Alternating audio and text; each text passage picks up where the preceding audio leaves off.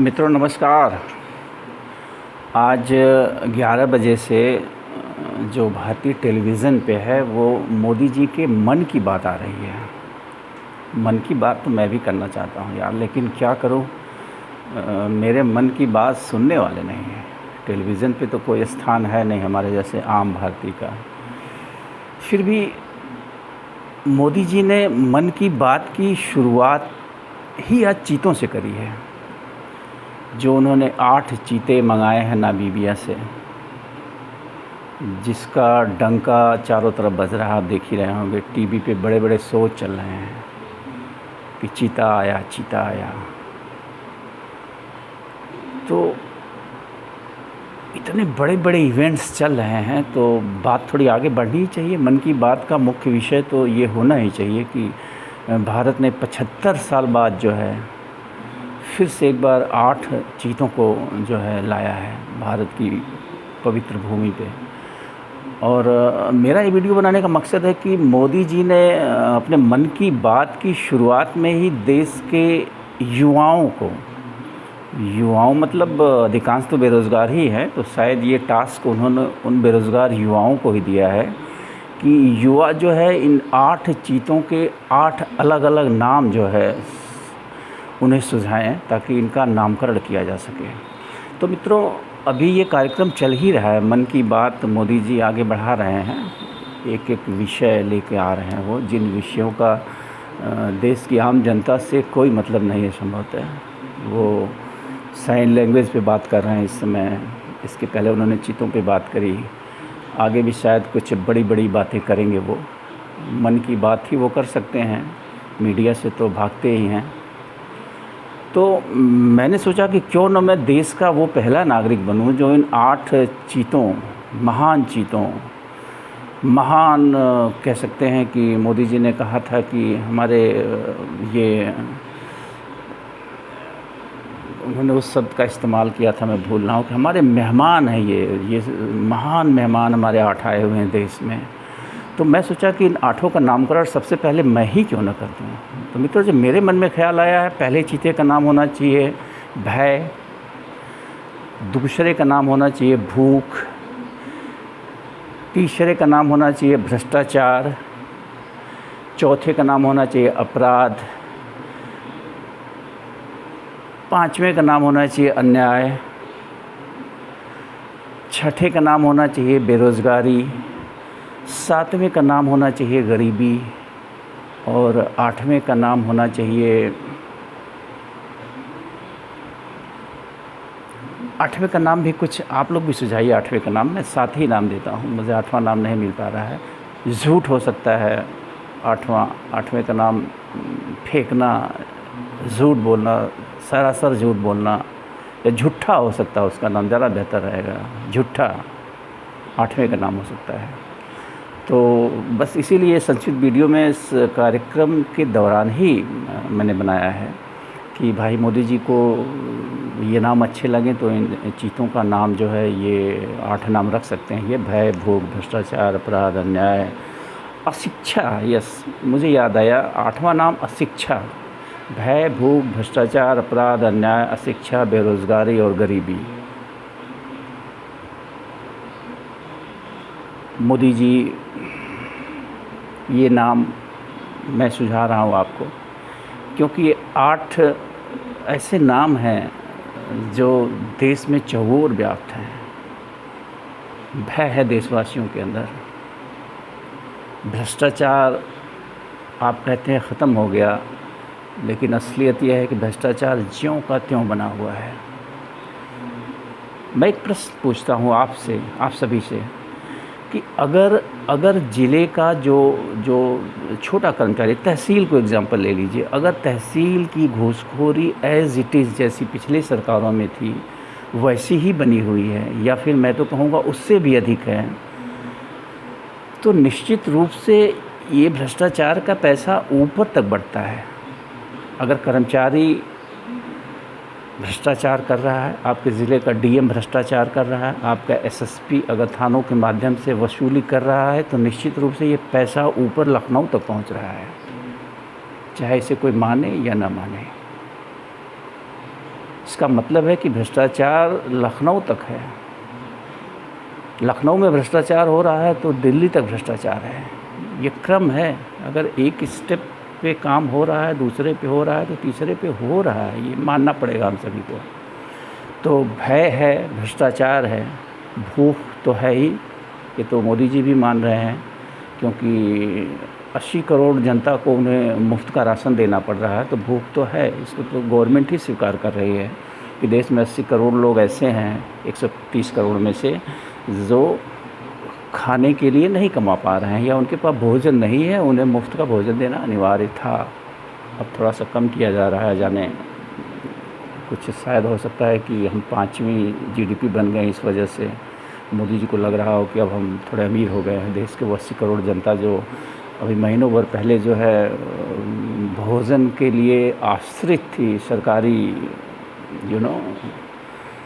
अनुदान पे, वो अब शायद 5वीं अर्थव्यवस्था होने से सक्षम हो गई है। भय, भूख, भ्रष्टाचार, अपराध चारों तरफ अपराध ही अपराध तो है। आजमगढ़ में एक युवक की हत्या हुई है दिन दहाड़े। उत्तराखंड में इस बच्ची के साथ क्या हुआ है। यूपी में 2 बच्चियों को अपहरण कर बलात्कार करके जिंदा पेड़ों पर लटका दिया गया। तो अपराधों की तो कोई गणना ही नहीं है। पुलिस वैसी की वैसी ही है। मेरा जो व्यक्तिगत अनुभव है, पुलिस जैसी थी वैसी ही है, कोई सुधार नहीं उसमें हुआ है। तो भय, भूख, भ्रष्टाचार, अपराध है ही है। अन्याय अगला नाम आता है, अगले चीते का नाम अन्याय रख सकते हैं हम। अन्याय तो मैंने भी पिछली वीडियो में ही कहा था कि हमारी न्याय व्यवस्था कैसे काम कर रही है, कैसे न्याय कर रही है, ये जगजाहिर आप सबके सामने है। तारीख पे तारीख, तारीख पे तारीख, यही न्याय व्यवस्था हमारी है।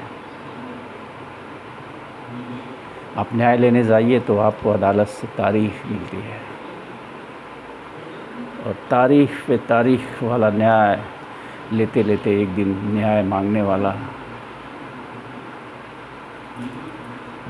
ऊपर चला जाता है। यही है हमारी न्याय व्यवस्था। तो भय एक चीते का नाम, भूख दूसरे का, भ्रष्टाचार तीसरे का, इसी तरह अपराध, अन्याय, भय, भूख, भ्रष्टाचार, अपराध, अन्याय, अशिक्षा। शिक्षा के लिए कोई बात करने वाला नहीं इस देश में।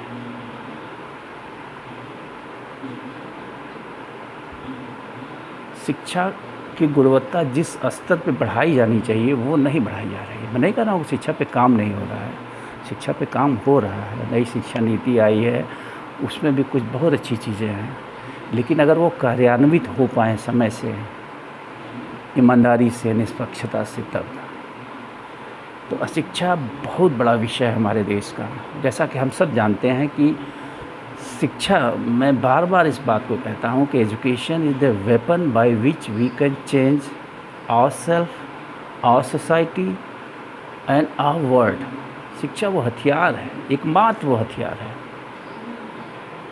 जिससे बदलाव लाया जा सकता है, जिस बदलाव की हमें आवश्यकता है।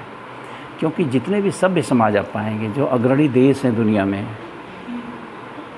उसका एक मात्र कारण है उनके अगड़ेपन का, उनके आगे बढ़ने का, उनके विकसित राष्ट्र बनने का अगर कोई कारण है तो वो एक मात्र कारण है, वो है उनके नागरिकों में शिक्षा। उन देशों के अधिक से अधिक नागरिक शिक्षित हैं। शिक्षित का मतलब लिटरेसी नहीं होता है बस। भारत में अब जब भी देखेंगे तो जो आंकड़े प्रस्तुत किए जाते हैं वो लिटरेसी के प्रस्तुत किए जाते हैं। उन लिटरेट लोगों में शिक्षित कितने हैं, इस पे ध्यान देने की आवश्यकता है। तो भय, भूख, भ्रष्टाचार, अपराध, अन्याय, अशिक्षा, बेरोज़गारी, 2 करोड़ हर साल रोज़गार देने का वादा करने वाली सरकार कितनी सफल है ये हम सब जानते हैं। आज बेरोज़गारों की बाढ़ सी आ गई है। इसके लिए मैं सिर्फ सरकार को ही नहीं दोषी मानता हूँ, इसके लिए पूरी व्यवस्था को मैं दोषी मानता हूँ।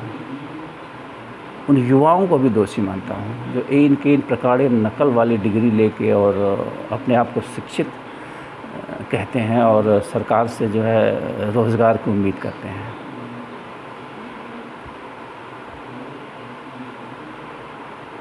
तो बेरोज़गारी का कारण सिर्फ सरकार ही नहीं है। बेरोज़गारी एक ऐसा विषय है भारत जैसे देश में जहाँ इतनी तेज़ी से जनसंख्या बढ़ रही है, इसको कैसे मिटाया जाए एक गंभीर विषय है। इसको पूरे देश को, समाज को, बुद्धिजीवियों को मिलकर चिंतन करना पड़ेगा कि आखिर हम ऐसा क्या करें कि बेरोज़गारी कम हो सके। मेरा मानना है कि बेरोज़गारी ये कोई सरकार नहीं ख़त्म कर सकती है, नॉट पॉसिबल एट ऑल।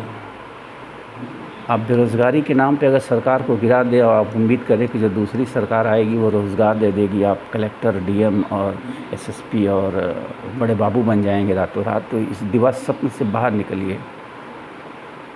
खुद को रोज़गार परक बनाइए, इसका विकल्प सिर्फ और सिर्फ यही है। तो यहाँ मैं सरकार को बहुत ज़्यादा दोषी नहीं मानता हूँ, लेकिन निश्चित रूप से जो परिस्थितियाँ हैं इनमें अधिक से अधिक जो किया जा सकता था उस पर सरकार ने शायद उस ढंग से ध्यान नहीं दिया। तो ये हुई नामकरण की बात। तो एक चीते का नाम बेरोज़गारी भी रखा जा सकता है, बेरोज़गार रखा जा सकता है, बेहतर होगा बेरोज़गार। तो भय, भूख, भ्रष्टाचार, अपराध, अन्याय, अशिक्षा, बेरोज़गार और गरीबी तो मैंने आपको बताया ही कि इस देश की कुल संपदा, जिसको आप जीडीपी बोलते हैं एक तरह से, उस जीडीपी का लगभग जो है 57% हिस्सा, अभी मैं कल कहीं पढ़ रहा था, कुल 10% लोगों के पास है। उस 57% में भी लगभग 27-28% जो संपत्ति है देश की, वो 1% लोगों के हाथ में है आज, जिसमें आप अडानी अंबानी जी को ले सकते हैं और ऐसे तमाम होंगे 1% में। तो और नीचे जो लगभग 43% बचता है, वो पूरे देश के हिस्से में आता है। 130 करोड़ लोगों के हिस्से में आता है। 120 करोड़ मान लीजिए, 10 करोड़ को अलग कर दीजिए आप। तो जो ये आर्थिक असमानता है, निश्चित रूप से ये आर्थिक असमानता साबित करती है कि आपके देश की एक बहुत बड़ी आबादी जो है वो गरीबी रेखा के नीचे जीवन यापन कर रही है। मैं एक प्रश्न आप सबसे पूछता हूँ, अगर किसी को मेरी ये बात पसंद ना आए तो आप सिर्फ और सिर्फ अपना मूल्यांकन करिएगा। मैं कुछ लोगों को छोड़ रहा हूँ, सरकारी कर्मचारी इसमें नहीं आते हैं और कुछ बड़े व्यवसायी भी मेरे इस प्रश्न के दायरे से बाहर हैं। अन्यथा देश की एक बड़ी आबादी, मैं कहता हूँ 70 से 80%, 85% ऐसी आबादी है जिससे मेरा ये प्रश्न है। आप ईमानदारी से चिंतन करिए, मूल्यांकन करिए कि इन 8-10 सालों में आप आगे बढ़े हैं, पीछे गए, या जैसे तैसे सर्वाइव कर रहे हैं। उत्तर आपको मिल जाएगा कि देश के वास्तविक हालात क्या हैं। अभी मैंने कई वीडियोस देखी माननीय नरेंद्र मोदी जी की, वो बड़े ही गौरव से, उनके मतलब चेहरे का जो भाव हो, वो वीडियो आपको दिखाऊंगा कभी, या आपने खुद देखा होगा। वो इस गौरव से कह रहे हैं कि भारत अब विश्व की 5वीं अर्थव्यवस्था बन चुका है। ये तो निश्चित रूप से आंकड़ों के हिसाब से हम विश्व की 5वीं अर्थव्यवस्था बन चुके हैं। उसके साथ साथ ये भी कहते हैं वो कि हमने ब्रिटेन, जिसने हमारे ऊपर शासन किया था, हमने उसको पछाड़ दिया है। इतना कि आपको पता है कि ब्रिटेन की आबादी कितनी है और हमारी आबादी कितनी है? जीडीपी का मतलब होता है कि जो हमारे संसाधन हैं, एक तो हमारे संसाधनों के बंटवारे में ही असमानता है। एक व्यक्ति 1 करोड़ रुपया 1 घंटे में कमाता है, या छोड़िए इस आंकड़े को, तो छोड़िए ही, दे आर VVIP। हम बात करते हैं कि सपोज एक व्यक्ति 1 लाख रुपये महीने कमाता है, और दूसरा व्यक्ति बमुश्किल 5,000 रुपये कमा पाता है। तो एक तो ये असमानता हमारे समाज में है। दूसरे, आप कह रहे हैं कि विश्व की 5वीं अर्थव्यवस्था बन गए हैं। आप अपने नीचे की तमाम अर्थव्यवस्थाओं को देखिए, जो 6वीं पे हैं, 7वीं पे हैं, 8वीं पे हैं, 9वीं पे हैं, 10वीं पे हैं, आपसे थोड़े से आगे पीछे हैं। अब जापान को एग्जांपल ले लिए। जापान की आबादी कुल 2.5-3 करोड़ है। आपकी 130 करोड़ आबादी है, तो आपकी जो जीडीपी है वो 130 करोड़ लोगों में बटेगी, और जापान की जो जीडीपी है वो सिर्फ 2.5 करोड़ लोगों में बटेगी। तो 5वें का पद पा जाने का मतलब ये नहीं है कि आप जो है 5वीं अर्थव्यवस्था हो गए हैं। अरे आप तो अभी सैकड़ों गुना पीछे हैं।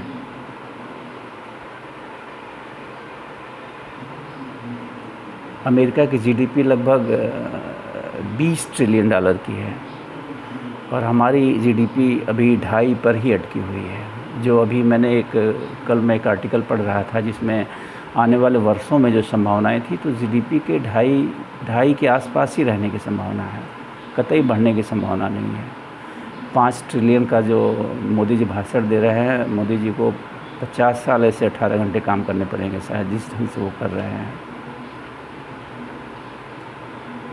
तब जीडीपी को डबल कर पाएंगे शायद। 50 साल नहीं तो 1-2 दशक तो मान ही लीजिए, क्योंकि 8 सालों में कोई बहुत फ़र्क नहीं पड़ा है। तो मेरा कहने का मतलब है कि अमेरिका की आबादी 20 करोड़, 20 नहीं 25-26 करोड़ करीब है, मान लीजिए 25 करोड़ मान लीजिए। चलिए, अमेरिका की आबादी 25 करोड़, जीडीपी 20 ट्रिलियन डॉलर, आपकी आबादी 130 करोड़, जीडीपी 2.5 ट्रिलियन डॉलर। कितनी असमानता है। जिस ब्रिटेन को आप 6वें नंबर पर ढकेल के 5वें नंबर पर पहुँचे हैं, उसकी आबादी कितनी है? क्या तुलना हो उसकी आबादी से हमारी आबादी से। वो 6वें नंबर पर रह के भी आपसे 100 गुना आगे है, संपदा के मामले में, प्रति व्यक्ति आय के मामले में। तो इस ढंग की बेबुनियादी बातें बता के जनता को भ्रमित किया जा रहा है लगातार। तो थोड़ा विषय से मैं भटक रहा हूँ। ये विषय इतना लंबा है कि बहुत सारा समय लग जाएगा। तो मेरा मकसद ये था कि मोदी जी के मन की बात चल रही है। मन की बात में एक भी मुद्दे अभी तक जन सामान्य से जुड़े नहीं हैं। जिन शब्दों का मैंने इस्तेमाल किया, भय, भूख, भ्रष्टाचार, अपराध, अन्याय, शिक्षा, बेरोज़गारी और गरीबी, वो बात कर रहे हैं साइन लैंग्वेज पे, वो बात कर रहे हैं चिते पे। ऐसे कैसे देश चलेगा? जनता के मुद्दों से लगातार ये देश भाग रहा है। देश की सरकार भाग रही है, देश की मीडिया भाग रही है, जिस पे लगातार ये आरोप लग रहे हैं कि ये बिकी हुई मीडिया है। गोदी मीडिया शब्द दिया गया है इसको। गोदी मीडिया जो गोद में बैठ के किसी के काम करती है। गोदी से मोदी शब्द का कोई तालमेल नहीं है। तो मैं यही कहूँगा कि मेरे ये जो नामकरण है ये मोदी जी तक पहुँचे। मैं चाहूँगा किसी माध्यम से कोई शेयर कर दे, ट्वीट कर दे कि मोदी जी तक पहुँचे कि भाई भारत के एक नागरिक ने इन 8 चीतों का जो है 8 खूबसूरत नाम दिया है, जो कि मैं बता ही चुका आपको कि भय, भूख, भ्रष्टाचार, अपराध, अन्याय, अशिक्षा, बेरोज़गारी और गरीबी। ये सुंदर प्रतीकात्मक नाम रहेंगे चीतों के, तो बड़ा अच्छा रहेगा। लोग कम से कम इन 8 मुद्दों को याद तो रखेंगे। और जब ये 8 मुद्दे टीवी चैनलों पे आएंगे कि अरे भय आया, भय ने आज 1 किलो मांस खाया, भूख तो जाने क्यों सुबह से कुछ खा ही नहीं रहा है, और भ्रष्टाचार जो देखो पेड़ पे बैठ के पता नहीं क्या अकेले में कर रहा है, अपराध जंगल में गुंडागर्दी कर रहा है, छोटे निर्दोष जानवरों को जो है मार के खा रहा है,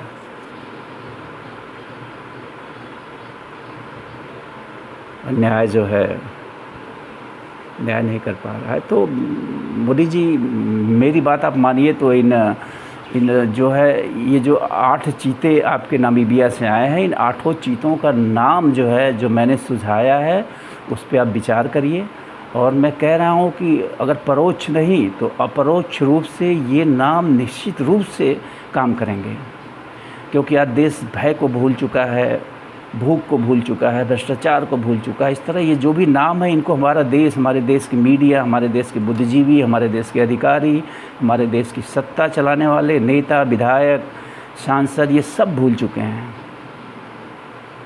तो कम से कम अगर इन 8 चीते, जो लोकप्रिय 8 चीते हैं जो लगातार मीडिया में बने हुए हैं, अगर इन 8 चीतों का नाम, ये 8 नाम दे दिया जाएगा तो निश्चित रूप से, आप मेरी बात मानिए, अप्रत्यक्ष रूप से ये 8 मुद्दे चर्चा में आ जाएंगे। और जब ये 8 मुद्दे चर्चा में, 8 नाम चर्चा में आ जाएंगे तो निश्चित रूप से हो सकता है कि इन 8 जो है विषय जो हैं इस पे कुछ देश में काम हो सके। तो धन्यवाद मित्रों, कोशिश करिएगा कि मेरे ये जो नामकरण है इन 8 चीतों को वो मोदी जी तक पहुँचें। धन्यवाद, धन्यवाद, फिर मिलेंगे।